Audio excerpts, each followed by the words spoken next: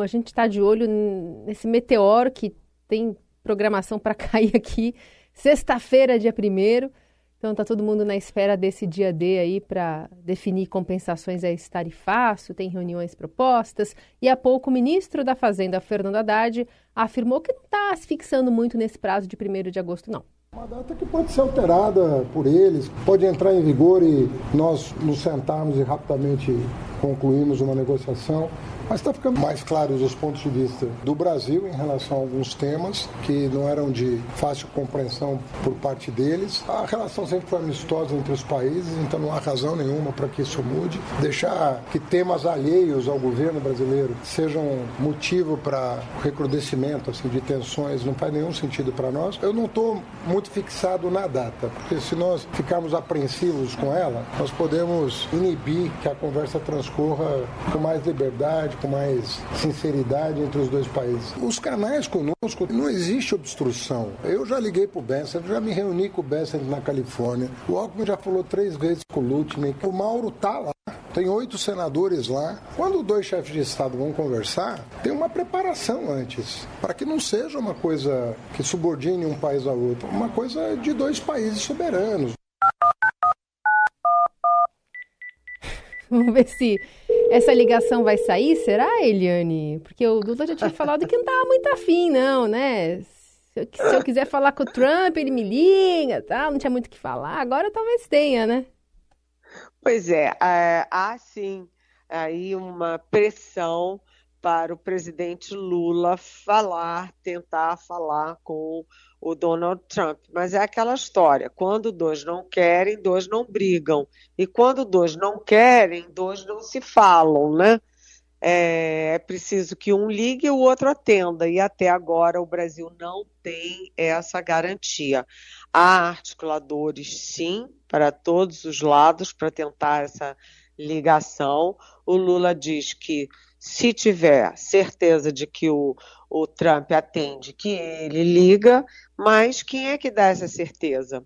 Sabe? Então, é aquela história, tá chegando, é o tic-tac, tic-tac, tic-tac, e ninguém sabe para onde isso vai. Agora, o Haddad deu uma dica que, aliás, hoje está na minha coluna no Estadão, porque a minha coluna que se chama Dia D, né, no impresso, eu termino dizendo isso, que o governo considera que no dia 1º de agosto, sexta-feira, que é o dia anunciado pelo Trump para o tarifaço, para a entrada em vigor do tarifaço de 50%, o Brasil diz, isso não é o fim do mundo. A guerra continua. Ou seja, mesmo depois do dia 1º, depois da sexta-feira, o Brasil vai continuar tentando abrir canais, tentando buscar algum tipo de recuo, né? O Brasil tem essa obsessão de dizer que negocia. O Haddad fala isso, o Mauro Vieira, que é o chanceler, fala isso, o Geraldo Alckmin fala isso o tempo inteiro, que a orientação do Lula é negociar. Mas enquanto eles negociam e eles tentam abrir canais de diálogo, e aí o Haddad fala, né, que ele fala com o secretário de Tesouro, que o Alckmin fala com o secretário de Comércio e tal, mas enquanto isso o Lula está no palanque,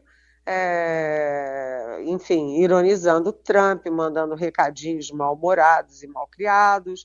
O próprio Celso Amorim, que é o assessor internacional do Lula, dá aquela entrevista para o Financial Times também, provocando o Trump. Então, é aquela história, né? O presidente age numa direção e põe os seus assessores, seus ministros para trabalhar em outra. Isso costuma não dar certo, né? E o tempo está correndo, o relógio está correndo. E vale dizer, correndo contra nós, né? Bem, você citou aí alguns nomes, né? Um deles, o vice-presidente Geraldo Alckmin, ele disse ontem que o empenho do governo a resolver o problema. Vamos ouvir aqui o que ele disse. O plano de contingência é um plano que está sendo elaborado, bastante completo, bem feito, mas todo o empenho agora nessa semana é para a gente buscar resolver o problema. Nós estamos permanentemente no diálogo e quero dizer a vocês que nós estamos dialogando neste momento pelos canais institucionais e com a reserva. A hora que tiver alguma coisa a ser anunciada, vocês vão ser os primeiros a serem chamados. Os primeiros a ser chamados quando o telefone tocar, né, Eliane? Mais ou menos o que você já vinha dizendo, mas parece que tem várias frentes, muita gente falando, mas nada de concreto, pelo menos até agora, né? Ontem o vice até falou, o Geraldo Alckmin, que há conversas reservadas, né? Pois é, e assim, ontem eu conversando ali com as minhas fontes de Brasília, fiquei sabendo que o Mauro Vieira, antes de embarcar para Nova York, Mauro Vieira, que é o chanceler, né, o ministro das Relações Exteriores, antes de embarcar para Nova York, onde ele está discutindo ali sanções para Israel pela tragédia que está acontecendo em Gaza, antes disso, ele destacou um embaixador da cúpula do Itamaraty para ir aos Estados Unidos abrir contatos. Então, esse embaixador, né, teve vários contatos no Departamento de Estado para tentar abrir canais. E o Mauro Vieira está em Nova York aguardando o resultado desses contatos para poder ir para Washington. O que ele não pode fazer, o chanceler, é ir para Washington e chegar lá e não tem nada combinado e ele ficar, solto no ar, né? Ele só pode ir para Washington com a garantia de ser recebido, assim como o presidente Lula só pode telefonar para o Donald Trump com a garantia de que o Trump vai atendê-lo. Então, é uma operação diplomática muito delicada, né, abrir esses canais. O Brasil sim tenta, mas o Brasil está numa posição de desvantagem, porque, afinal das contas, os Estados Unidos é a maior potência mundial, né, é o domínio do comércio mundial, e o Brasil é apenas uma potência regional. Então, o poder de fogo dos Estados Unidos é muito maior, e o Brasil está refém da boa vontade ou da má vontade do Donald Trump. Eliane, perguntinha do Cauê aqui, de Vitória do Espírito Santo. Eliane, você imagina que vai chegar um momento em que a direita vai cair na real sobre o quão ruim é ter uma tarifa de 50% sobre os nossos produtos? Talvez a carne fique mais barata, mas tem bastante coisa que vai piorar, não? Oi, Cauê, muito bem-vindo. Você tem toda a razão. Eu só faria uma ressalva. A direita sabe muito bem, porque a direita está, por exemplo, na agricultura, está na pecuária, né, tem negócios muito fortes com os Estados Unidos, e essa direita sabe sim o grande prejuízo que significam 50% de tarifas para os nossos produtos exportados para os Estados Unidos, que é o nosso segundo maior parceiro comercial. Então, a direita sabe. Quem não está sabendo ou está dizendo que não sabe, mas que no fundo sabe, é a direita bolsonarista. Essa, Cauê, que é o problema. Por quê? Porque foi o Eduardo Bolsonaro, lá nos Estados Unidos, que fez essa campanha, tanto no parlamento americano, quanto no governo americano, quanto dentro da própria Casa Branca, contra o Brasil. E a família Bolsonaro, Flávio Bolsonaro, senador, Eduardo Bolsonaro, que é deputado federal, licenciado, agora nem mais isso, a gente nem sabe qual é a situação oficial do Eduardo Bolsonaro, e o próprio pai, eles querem que o Brasil e que o Lula, como presidente da República, interfira no Supremo Tribunal Federal para acabar com o processo contra o Jair Bolsonaro. Mas como assim? O executivo vai intervir num outro poder no judiciário para acabar um processo?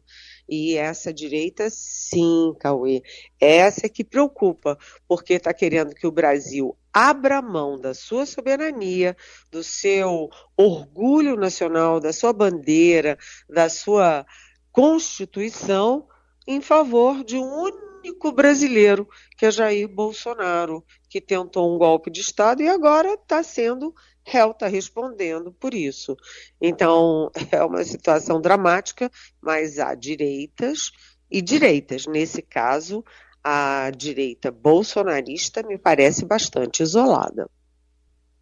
Seguimos com o Jornal Eldorado, análise política com Eliane Cantanhede. Bom, hoje na agenda do ex-presidente Jair Bolsonaro tem a participação dele numa motociata, está marcada para as 3 da tarde em Brasília, né, Eliane? Lembrando que, 3 da tarde que dá tempo dele voltar para casa tranquilo, 7 da noite tem que estar recolhido. Enquanto isso, também o filho dele, Eduardo Bolsonaro, boicota uma comissão de senadores, a comissão que está lá nos Estados Unidos. Eu aproveito já para encaixar uma pergunta aqui do Caio das Perdizes, aqui em São Paulo, que está dizendo aqui: Eliane, o deputado Eduardo Bolsonaro diz que vai fazer de tudo para fechar canais de diálogo que os senadores que foram para os Estados Unidos poderiam ter com autoridades americanas, e ele pergunta: isso não é uma sabotagem assumida contra a pátria que ele diz defender, e as cúpulas da Câmara e do Senado não vão fazer nada? Está perguntando o Caio nesse dia de motociata. Oi, Caio, muito bem-vindo, excelente pergunta. A gente hoje tem aí essa motociata do Jair Bolsonaro. Eu fico imaginando o Bolsonaro de tornozeleira fazendo motociata. Vai ficar engraçado, ele de tornozeleira fazendo motociata. E também estou me perguntando se vai muita gente nessa motociata, porque os últimos atos de Jair Bolsonaro foram bem esvaziados e agora ele encontra muita reação na própria direita por esses ataques aí que a família Bolsonaro atiçou do Donald Trump contra o Brasil.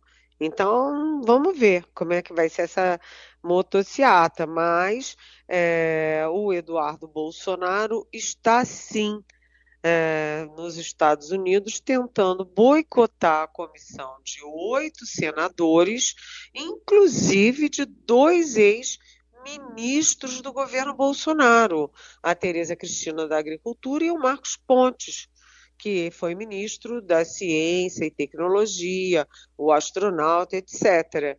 Enfim, 2 ex-ministros do Bolsonaro e o Eduardo Bolsonaro atacando essa comissão integrada por 2 ex-ministros do governo do pai dele. Ou seja, isso reforça muito a minha resposta para o Cauê, que foi o nosso ouvinte da pergunta anterior. Então, Caio, é claro que uma posição dessa do Eduardo Bolsonaro é uma posição antipatriótica, anti-Brasil, anti-interesses do Brasil. Você vê que essa comissão nos Estados Unidos é uma comissão suprapartidária. Tem 2 do PT, tem 2 ex-ministros do Bolsonaro, como eu já disse, tem senador do PL, do PP, que tinha até a Casa Civil do Bolsonaro. Enfim, é uma comissão suprapartidária em defesa do Brasil. Eles estão lá nos Estados Unidos tendo contatos com senadores democratas e republicanos, tendo contatos também com o setor produtivo, setor privado dos Estados Unidos, para tentar evitar essa tragédia de 50% do tarifaço. Enquanto isso, o Eduardo Bolsonaro trabalha na direção oposta, bombardeando e boicotando essa comissão. Olha, para um governo que teve aquele slogan do pátria, Deus, pátria, família, está ficando ruim, né? Porque de pátria, essa atuação do Eduardo Bolsonaro não tem nada, né? É contra a pátria, não é, Caio? Eliane, fala também sobre essa movimentação aí em Brasília, sobre uma reunião aí com governadores, né? O governador do Distrito Federal, Ibanez Rocha, está chamando o vice-presidente Geraldo Alckmin, outros governadores para tentar articular algumas ideias, né, para esse tarifaço que está vindo aí. Pauta inclui alguma coisa relacionada à política, à anistia, né? Essas coisas que fogem um pouco da área econômica ou não? Não tem nada a ver com anistia, nada com política, e o governador do Ceará, o governador do Distrito Federal, enfim, eles têm uma agenda com o Alckmin às 3 da tarde. Por quê? Porque o presidente Lula declarou que vai esperar o dia D, que ele está esperando o dia D, ou seja, a sexta-feira, dia 1º de agosto, com a entrada do tarifaço em vigor, para ver como reagir, como, enfim, tentar minimizar as perdas do setor privado brasileiro. Mas os governadores estão se antecipando e oferecendo um pacote de ajuda aos alvos do Donald Trump e do bolsonarismo nos seus estados.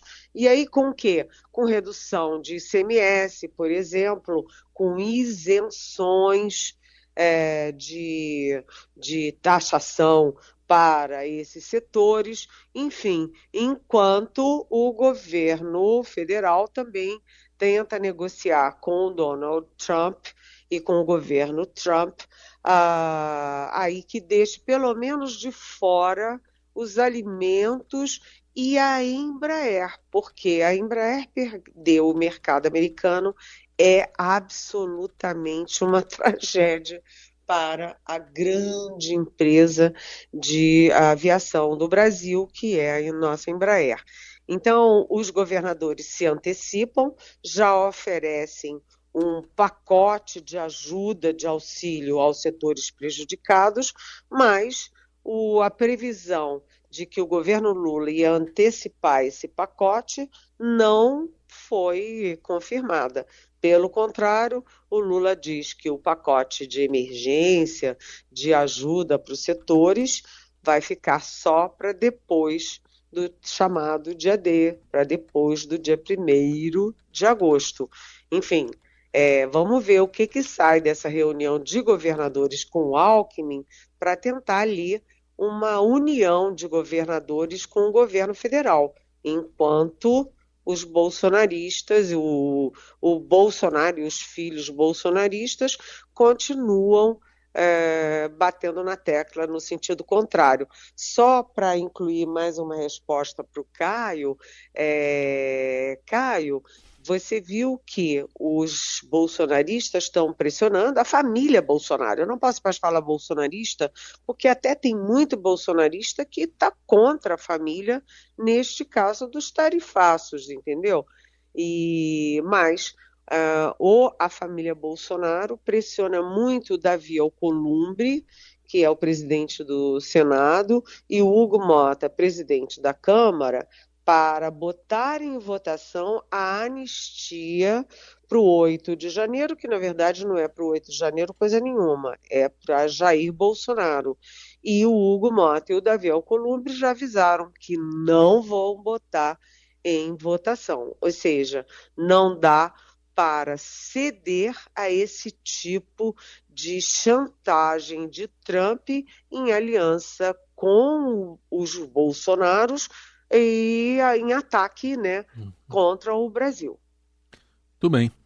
Bom, Eliane, para a gente fechar, a gente queria uma palavra sua sobre o Marcelo Beraba. Ele que morreu ontem, jornalista Marcelo Beraba, aos 74 anos, no Rio, e que uma carreira vitoriosa, né, passou por mais de 5 décadas aí no jornalismo, por o Globo, TV Globo, Jornal do Brasil, Folha de São Paulo e também aqui o Estadão, no Rio, em São Paulo e em Brasília. Exatamente, o Beraba foi um grande jornalista.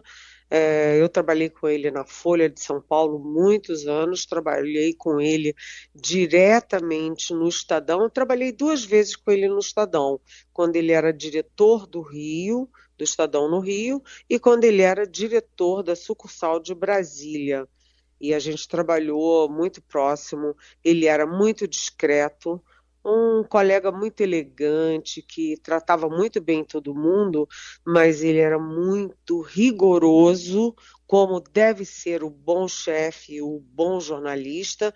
Ele era muito rigoroso na feitura das pautas, das reportagens, na escolha dos repórteres para aquelas pautas e depois na conferência da apuração. Se faltasse ouvir alguém, ele não publicava, ele ia lá exigir rigor na apuração.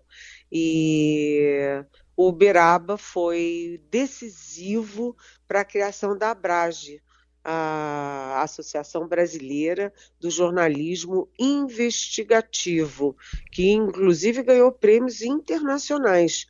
Uberaba foi o estopim para a criação da Abrage. Foi um belo colega, um belo chefe, um grande jornalista, e eu deixo aqui meu beijo para Elvira Lobato, que é outra ex-grande jornalista, agora aposentada, grande jornalista, grande repórter, e para os filhos do Uberaba, para os netos do Uberaba. Foi muito triste o dia ontem em Brasília, onde o Uberaba tem grandes amigos.